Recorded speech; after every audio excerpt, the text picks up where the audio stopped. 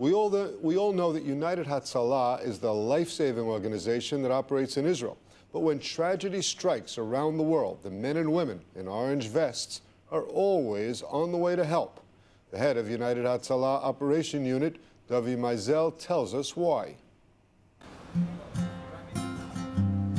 Alan. Mitzinu. Shiach layom. I'm Davi Meisel. I'm a paramedic by profession. I've been in the world of EMS since 1989 as a teenager when I started volunteering on an ambulance. And I'm humbled to be part of the core group of people who started this amazing organization, United Hatzalah.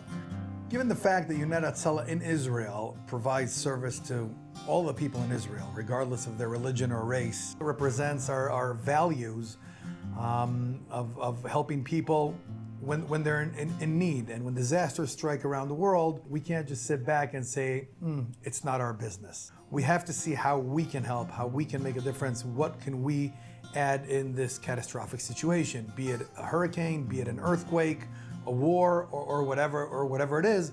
If there is human suffering, we at United Hatzalah strongly believe this is part of our values, but not only in United Hatzalah, but I think it's part of the Israeli values in general, is to go above and beyond and around the world to see what we can do to help.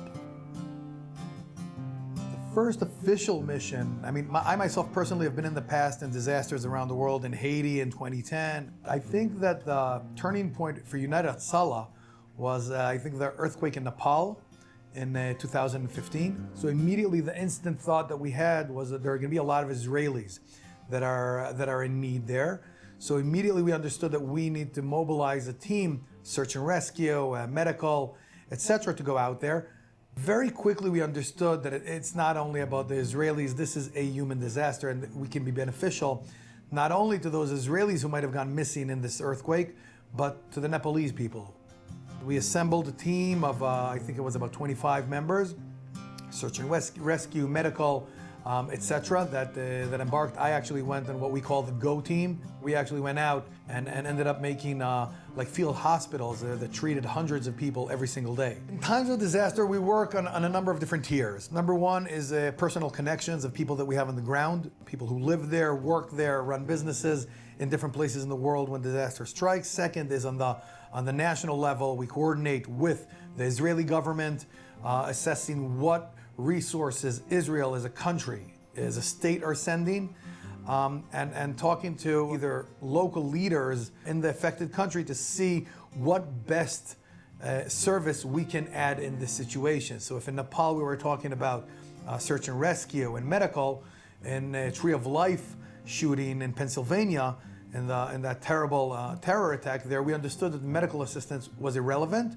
However, bringing our psychotrauma team there would really be the game changer in bringing a significant added value to the efforts there. Two major incidents that we participated in on the international level was, first of all, the war in Ukraine, where we sent hundreds of volunteers to the surrounding countries, to Moldova, to Poland, Slovakia, and others, also put an infrastructure of aid into Ukraine and working within Ukraine, providing assistance during the war to the humanitarian relief, but also to medical response there and transporting outside of Ukraine to Europe and to Israel. And most recently was the earthquake, the tragic earthquake in Turkey, which took the lives of over 50,000 people.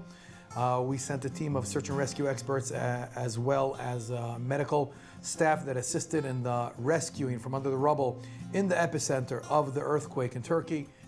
Once the mission finishes, the work isn't over. We continue working with our own team, supporting them on the emotional level. Being exposed to such tragic situations, to such human suffering, obviously takes its toll on our members, so we make sure to follow up and support them.